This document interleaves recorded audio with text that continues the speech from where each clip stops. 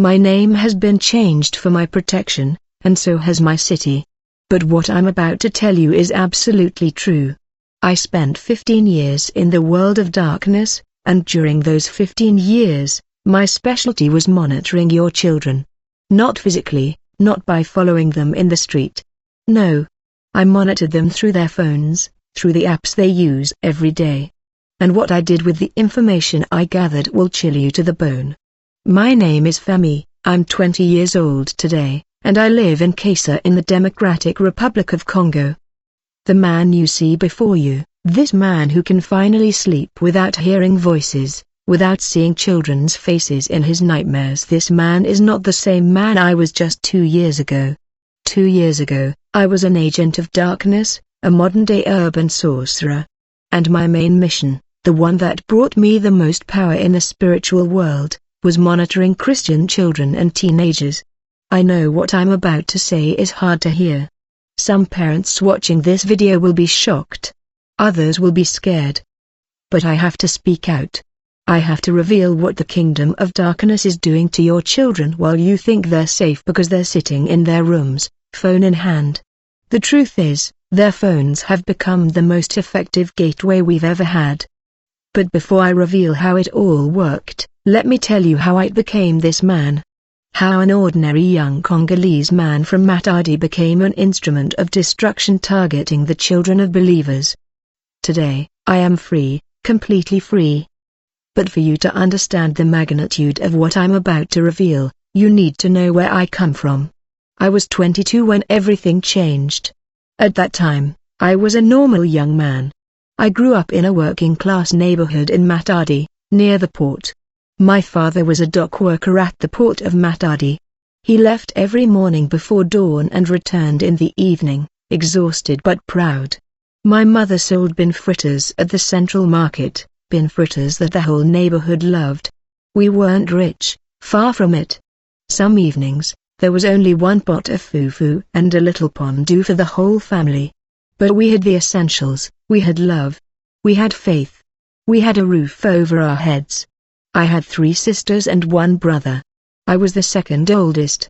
My eldest brother, the one who went to work in the Colvesy mines a few years later, took care of us while my parents were at work. We were an ordinary family from Matadi.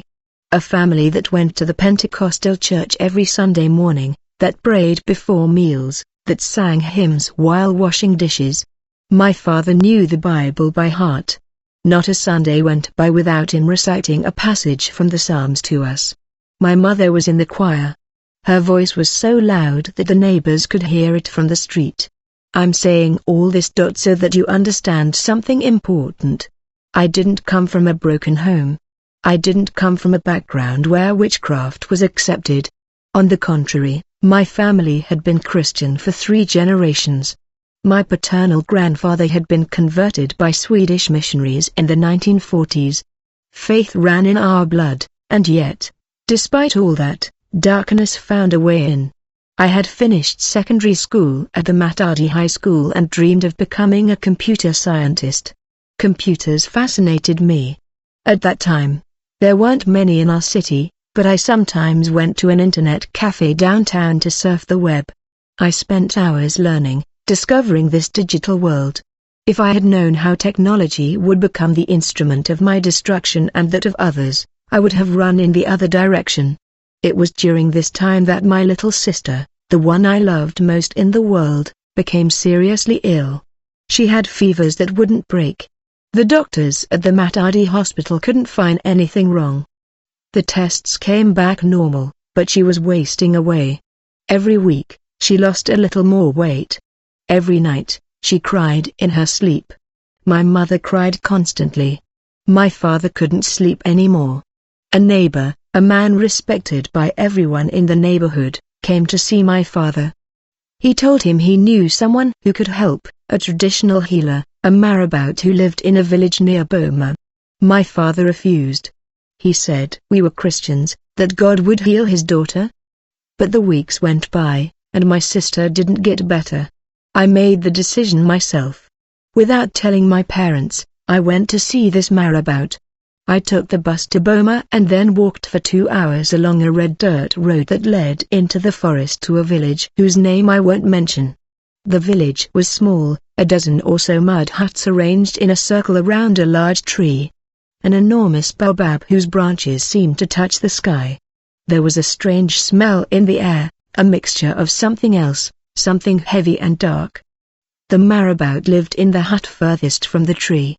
When I arrived, he was sitting on a wooden stool in front of his door, a thin old man with eyes that seemed to see right through you. He wore a white bubu stained with dirt and dozens of leather and beaded bracelets around his wrists. At his feet were objects I couldn't identify, animal horns, bottles filled with liquids of different colors, knotted pieces of fabric. He was waiting for me. I don't know how, but he knew I was coming. Before I could even open my mouth, he mentioned my sister's name. He described her illness exactly as if a doctor had written him a report. The fever rising at night, the crying in her sleep, the weight loss, it all matched up. He even knew the name of the hospital where my parents had taken her. It frightened me, but it also impressed me. I thought that if he knew all this, he could surely cure her. He told me it was a spiritual attack launched by a jealous woman in the neighborhood. A neighbor who envied our family because my father had a stable job at the port. This woman had paid a witch doctor to send an illness to our family, and it was my youngest, most vulnerable sister who had been affected. And he told me he could stop everything. The price, he said, was simple. An ancestral prayer, a protection ritual, nothing dangerous, just a few words spoken over holy water. I was desperate. I loved my sister more than anything. I agreed. What I didn't know was that this so-called ancestral prayer was actually a pact, a commitment to the world of darkness. The marabout sat me down in his hut. He closed the door. He lit black and red candles arranged in a circle on the floor. Then he took a bowl filled with a dark liquid and asked me to drink. I hesitated. He looked me in the eyes and said, "Do you want your sister to live or do you want her to die?" I drank. The liquid tasted bitter, metallic, like blood mixed with herbs. Then he made me repeat words in a language I didn't know. Words that seemed to come from another world. My mouth pronounced them, but my mind didn't understand them. And as I repeated these words, I felt something change in my body, an intense cold sensation that started in my stomach and spread throughout my limbs. As if something foreign was entering me and taking possession of a space that belonged to me. The marabout wasn't just a healer, he was a sorcerer of Han. A man who had served the darkness for decades, who, by pronouncing these words I didn't even understand, opened a door I couldn't close on my own. I signed a contract whose terms I didn't know. I sold a part of my soul to save my sister's body. My sister recovered. In 3 days, the fever was gone. In a week, she was eating normally. My family praised God, thinking it was a miracle, but I knew the truth, and that truth ate away at me. 2 weeks after the ritual, the nightmares began. I woke up every night at exactly 3 a.m. I saw dark shapes in my room. I heard voices calling my name. And then one night, the marabout appeared in my dream. He told me the payment wasn't finished, that I had a debt that, to repay, I had to work for them. I had no choice, or at least, that's what I believed at the time. The marabout told me that if I refused, my sister's illness would return tenfold, that she would die in terrible agony, and that it would be my fault. So, I agreed. Out of love for my sister, I became a servant of darkness. In the early years, my work was simple. The marabout would send me to people's homes to place enchanted objects, a powder at a door, a knotted piece of cloth hidden under a bed, an egg buried in the yard, simple things that opened spiritual doors in people's lives. I didn't ask questions, I did as I was told. I was like a soldier obeying orders without understanding the strategy. Each mission gave me a little more power in the spiritual world. That's how it works in the darkness. You start with small tasks, and as you prove your obedience, you are given more important missions. You are given more power, more ability, and with that power comes an intoxicating feeling, a sense of superiority over ordinary people. You see things they don't see. You know things they don't know. You can do things they can't even imagine. After 3 years, the marabout sent me to Kinshasa. He said I was ready for the next level, that my abilities were too great for a small town like Matadi, and that Kinshasa, with its millions of inhabitants, would be my hunting ground. Then I rose through the ranks. The marabout saw that I had a special gift. I could sense people's spiritual energy. I could see, in the spiritual realm, the protections they had and the weaknesses in their armor. Some people had strong protections, walls of light around them built through years of prayer. Others revealed breaches, cracks in their spiritual armor caused by sin and doubt, disobedience, and above all, I could do all this remotely. I didn't need to be physically present. I could scan a person from the other side of the city. That's when everything changed. With the arrival of cell phones and smartphones in Africa, the Kingdom of Darkness had found a new weapon. A weapon no one suspected. Before smartphones, to monitor someone, you had to be physically present or send a spirit. It was slow, it was limited. But with phones, everything changed. Technology gave darkness instant and permanent access to billions of people. I'm going to explain how this works, and I ask you to listen very carefully, especially if you are a parent. What I'm about to tell you isn't theory. It's what I've practiced for over 10 years. In the spirit world, every object you use regularly becomes a connection point. Your phone, the one you touch hundreds of times a day, the one next to you when you sleep, the one you look at as soon as you wake up. That phone is the most powerful connection point that exists today. More powerful than any fetish, more powerful than any charm because you never part with it. But the problem isn't the phone itself, it's what's happening inside it. It's the applications. And I'm going to tell you something that very few people know. Some apps, not all, but some are used by the realm of darkness as portals for spiritual surveillance. When I was in the darkness, we identified 3 categories of apps that gave us direct access to children and teenagers. 3 types of apps that almost all young people use and that parents almost never monitor. The first category was ephemeral messaging apps.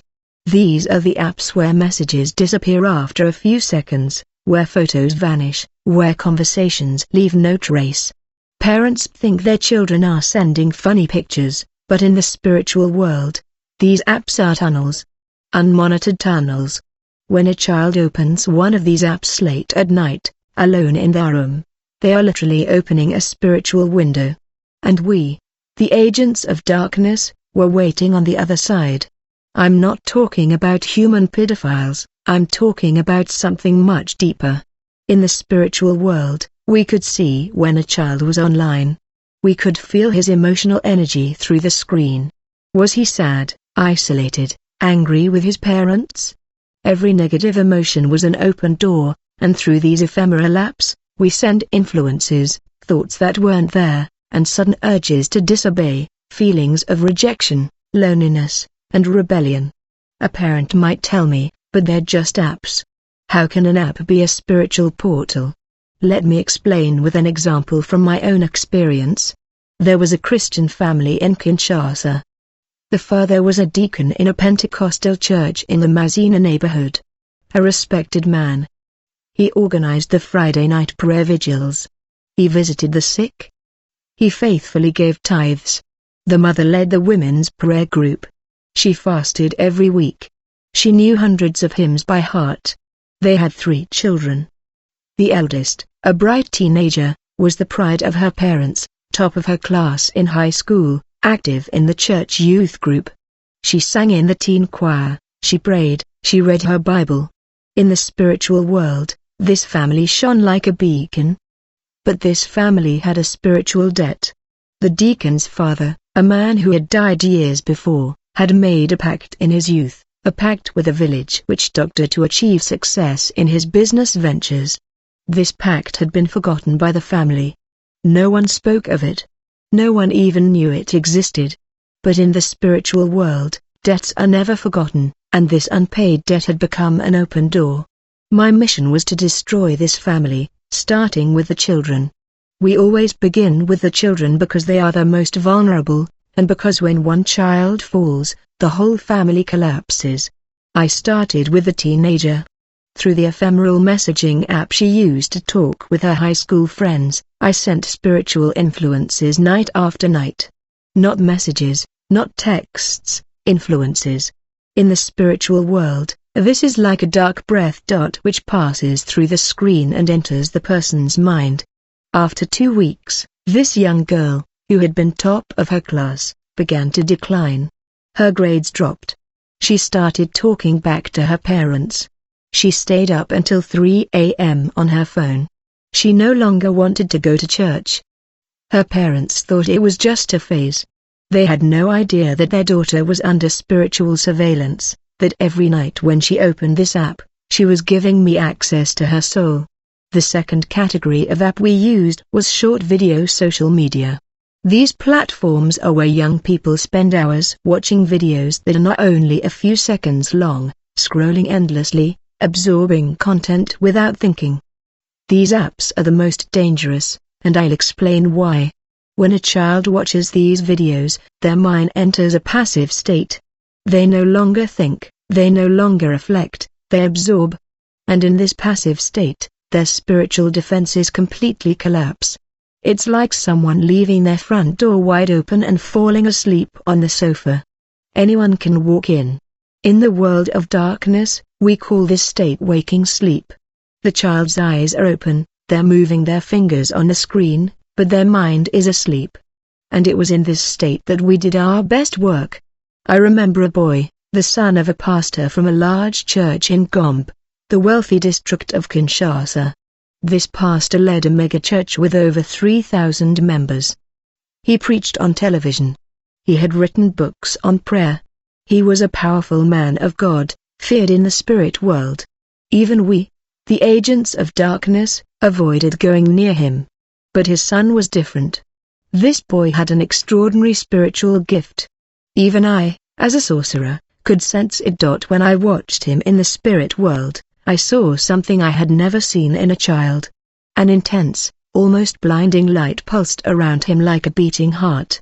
This boy was destined to become a great man of God, perhaps a prophet or an evangelist who would reach entire nations. Saint shone like the sun in the spiritual world, and that was precisely why he had become a prime target.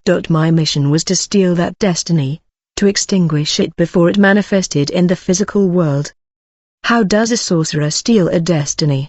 It's not like the physical aspect, it's a slow and methodical process. You must first disconnect the person from their spiritual source, sever the threads that connect them to God, and then you replace divine dreams with empty ones. You stifle the divine call under layers of distraction. And finally, when the person is sufficiently disconnected, you can siphon the energy of their destiny and transfer it into the world of darkness.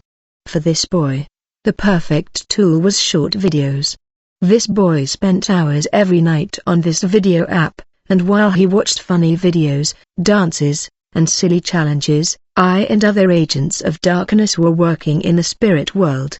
We were draining his spiritual energy. We were replacing those dreams of God with empty dreams. We were severing the spiritual threads that connected him to his divine calling. Within 6 months, this boy, who used to pray every morning at 5 a.m., wasn't praying at all anymore. He wasn't reading his Bible. He didn't want to go to his father's church. And his parents, powerful people of God, didn't understand what was happening. They thought they were just going through a phase. They didn't know their son was under a coordinated spiritual attack carried out through a simple app on his phone. The third category of app, and this one is the most subtle, is online games. Games where children interact with strangers, where they create characters, where they enter virtual worlds. These games are demonic territories. I don't say this lightly, I say it because I've seen it with my own eyes in the spiritual realm. When I was still in the darkness, I attended meetings where high-ranking wizards discussed digital strategy. Yes, the darkness has strategies, plans, quarterly objectives, even if you might not believe it. and the strategy for online games was among the most sophisticated. Some of these games, in their spiritual dimension, are traps designed to capture young minds. Not all games. I'm not saying every video game is demonic. That would be simplistic and wrong. But some games, particularly those involving character creation, interaction with strangers, and immersion in parallel worlds. These games have been infiltrated by the realm of darkness. When a child creates a character in a game, they are performing an act of spiritual creation. They don't know it. Their parents don't know it. But in the spiritual world, that's exactly what happens. The child projects a part of their identity, their imagination, their creative energy into that virtual character. And this projected part, this extension of himself in the digital world, becomes exploitable by the forces of darkness. It's as if the child is sending a part of his soul into enemy territory without any protection. I personally oversaw operations where we used online games to reach children we couldn't otherwise reach. Children from Christian families who prayed, who had strong spiritual protections. Families where the parents were powerful intercessors. Normally, these children would have been untouchable. But the game bypassed all the protections because the child himself opened the door willingly without knowing what he was doing. There was one boy, the son of an intercessor from the church in Limit. This man was one of the most powerful intercessors I have ever met in the spiritual world. Every night, he would get up at 3 a.m. to pray. Not a lukewarm prayer, but a fiery prayer, a prayer of battle. When this man prayed, the walls trembled in the spiritual realm. Demons that had ruled entire neighborhoods for decades retreated when he opened his mouth. I myself had felt the power of those prayers. One evening, while I was conducting surveillance in the Limit district, those prayers hit me like an invisible wall. I was thrown back into the spiritual realm. It was like being punched by a giant. His son, a boy of about 10, was covered in prayer. His mother prayed for him every morning for an hour before he left for school. She would place her hands on his head and declare the protection of the blood of Jesus over every part of his life. His father blessed him every night before bed. He prayed over his room, over his bed, over his clothes. In the spiritual realm, this child was surrounded by such intense light that we couldn't even approach him. It was like looking directly at the sun. My spiritual eyes burned when I tried to scan him. We had tried for months to reach this child. Direct attacks repelled instantly, nightmares sent but dissolved by prayers before he even fell asleep. Attempts at night paralysis. Impossible. The light was too intense.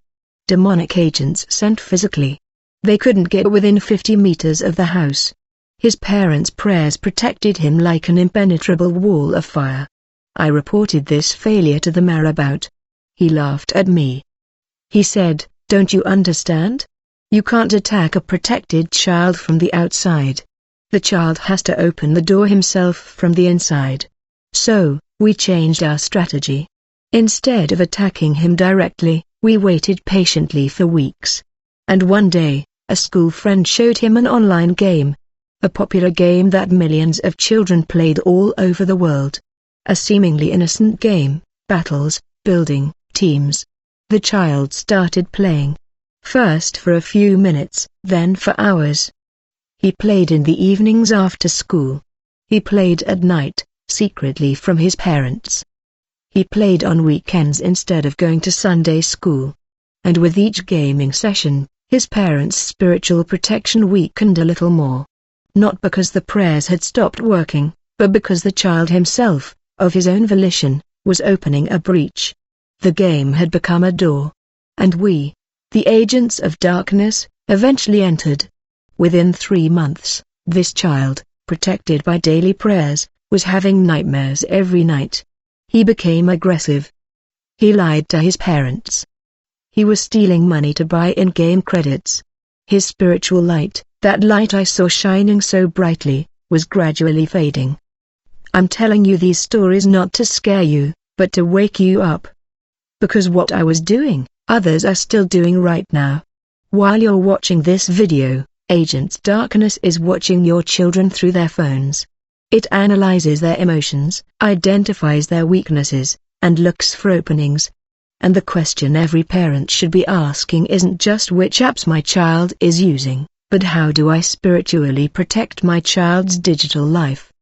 Now, if you've felt deep concern for your children, if you've noticed unexplained changes in their behavior, if your children have become distant, rebellious, refuse to go to church, or spend hours on their phones late at night, I invite you to take powerful action right now. Write in the comments, "In the name of Jesus, I break all demonic surveillance over my children and declare their complete protection by the blood of Christ." Don't miss this step. Participating in a public declaration is powerful. When you name the mission and break it with other believers, you are waging spiritual warfare. And I can tell you from experience that when hundreds of believers participate and work together for victory, missions are broken. So participate now. Write in the name of Jesus, I break every demonic surveillance over my children and I declare their complete protection by the blood of Christ. That's why I want to tell you about the Destroy Affections, the 21-day deliverance protocol. It's a complete system designed to identify and close every spiritual door in your life. It consists of 21 days of focused prayer, 21 days of strategic declaration, and 21 days of systematic deliverance from the 7 main attacks that Christians most often faced when I was in darkness. This protocol was developed by believers who understand spiritual warfare deep within their being. I followed it myself after my deliverance. It was an integral part of my healing process, teaching me to recognize and close every door I had opened for myself and others. The link is in the description. Don't wait another day. The enemy doesn't wait. Why would you? Now let me tell you how I found myself at rock bottom and how God delivered me. For years, I did this work without remorse. I was effective, so effective that the marabout who initiated me entrusted me with increasingly important missions. Entire families, communities, schools. Yes, schools. Because the kingdom of darkness doesn't just target individuals, it targets institutions. In Kinshasa, I had a list, a document in the spiritual realm, not a physical piece of paper, but knowledge implanted in my mind by the demonic hierarchy. A list of influential Christian families whose children were to be monitored and spiritually neutralized. Families of pastors whose children had prophetic callings, families of deacons whose sons were destined to become evangelists, families of intercessors whose daughters carried the gift of healing. Families whose children had powerful callings for their lives. Destinies that, if fulfilled, would cause considerable damage to the kingdom of darkness. Let me explain something that most Christians don't understand. The kingdom of darkness doesn't target people randomly. It has an intelligence system, an intelligence network if you will. Imagine, like an army identifying strategic targets before launching an offensive. Children with powerful callings are identified very early, sometimes at birth, sometimes even before. And as soon as they are identified, a mission of surveillance and neutralization is launched. My role was to be the surveillance agent, the one who observes, analyzes, and finds the weaknesses. And my method has always been the same since the advent of smartphones. Identify the child's most used application. The one on which they spend the most time, the one that captures all their attention. Create a spiritual entry point through this application. Monitor the child's digital habits. Identify their emotions, their vulnerabilities, their moments of vulnerability, and then subtly influence them at first, then more and more directly until the child is completely disconnected from their divine source, and finally destroy, steal their destiny, and extinguish the light. It's a process that can take weeks or months, sometimes even years for the most protected children. But the kingdom of darkness is patient. It has eternity before it, and it knows that the destruction of a single child called by God can affect entire generations. But as the years passed, something began to change within me. Not a sudden illumination, not a flash of awareness, not an angel appearing to me in a dream. No, it was more insidious than that, slower, deeper. It was the faces. The faces of the children I had destroyed appeared in my dreams. Not like nightmares sent from the spirit world. No, these dreams came from my own conscience. A conscience I thought I had killed long ago. I saw the face of the deacon's teenage daughter, the one I had made rebellious through ephemeral messaging. I saw her again one day in the street in Kinshasa, and she was unrecognizable. Bitter, with a vacant stare. She had dropped out of school. She no longer lived with her parents. This bright girl, this top student, walked the streets of Kinshasa like a ghost. I saw the face of the pastor's son from Gombe. This boy whose destiny I had stolen through short videos. His father had closed his church. The scandal ofsen fulslevate bris. Tout un. A scattered community of believers, a church dead because of what I had done to a single child. And there were dozens of other faces, perhaps hundreds, children whose futures I had hijacked, families I had shattered, destinies I had stolen, all through a simple phone call. The nightmares became unbearable. Every night, without fail, I woke up in a sweat, the sheet clinging to my trembling body. I saw those faces staring at me with accusing eyes, children's eyes, teenagers' eyes, eyes full of questions. Why did you do this to me? What did I do to you? Why did you steal my future? And the voices in my head gave me no rest. Multiple voices overlapping. Some were the voices of dark spirits giving me new missions. Others were the voices of the victims. Still others were the voice of my own conscience. That little inner voice I tried to silence for 15 years, the one that refused to die. The world of darkness rewarded me for my effectiveness. I'd been given a high rank. I had responsibilities. I led a team of junior sorcerers in the Bandar-Lungwa district. I had power, respect in the spirit world. Demons greeted me as I passed by. But my soul was becoming disillusioned, like a building whose foundations are slowly rotting. The exterior seemed solid, but inside, everything was crumbling. I started drinking, first one beer in the evening after the show, then two, then a whole bottle of local whiskey. The alcohol numbed my voices for a few hours. It created a kind of fog in my mind that prevented faces from appearing clearly. But as soon as the effect wore off, the voices returned stronger, more insistent. I tried drugs, room at first, then harder stuff. She gave me a few moments of silence. An artificial, chemical silence. Then the silence would turn into screams. Screams so loud that I covered my ears, knowing perfectly well it was pointless since the screams came from within. I couldn't sleep anymore, no more than 2 hours a night. I couldn't eat anymore. Food had lost all its flavor. Everything tasted like ashes. I was wasting away before my very eyes. My body was destroying itself as quickly as my mind. People in the street thought I had AIDS. My landlord threatened to throw me out because I was screaming in my sleep and the neighbors were complaining. I was at rock bottom. The most effective sorcerer in Kinshasa was dying inside. And nobody knew. Nobody, save God. One evening, while riding my motorcycle through the streets of Kinshasa, drunk and desperate, I was speeding down Lumumba Boulevard. It was raining. The roads of Kinshasa, as you know, become rivers when it rains. Potholes turn into swimming pools. I could barely see anything. The rain was beating down on my face. The alcohol was blurring my vision. And in my head, the voices were screaming so loudly I couldn't even hear the engine. I lost control on a curve near the Limit Market. The motorcycle skidded on the wet asphalt, as if someone had pulled a rug under my wheels. I was thrown several meters. My body hit a cinder block wall. I remember the impact, the horrible sound of my bones breaking, the searing pain that shot through my entire body, and then blackness, total, absolute blackness, as if someone had turned off the light of the universe. I woke up in the hospital 3 days later, Kinshasa General Hospital, a communal ward with dozens of beds lined up, the smell of disinfectant mixed with sweat and suffering. The doctors told me I was lucky to be alive. Multiple fractures to my left arm and ribs, internal bleeding, severe head trauma. My face was so swollen I couldn't open my left eye.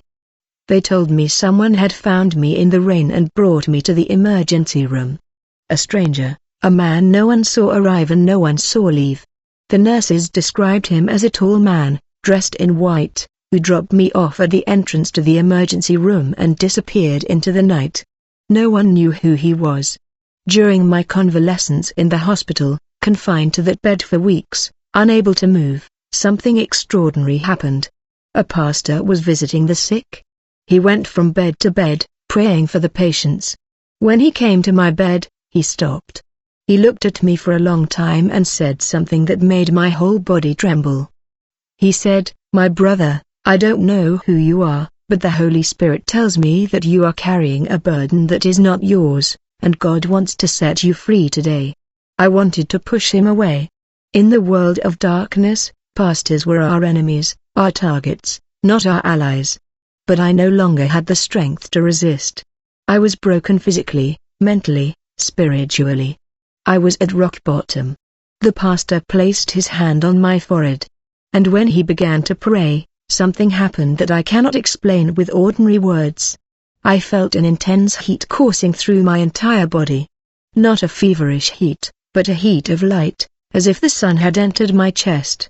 And I heard a voice, not the pastor's voice, not the voices of darkness, but another voice, deeper, more powerful than anything I had ever heard in the spiritual world.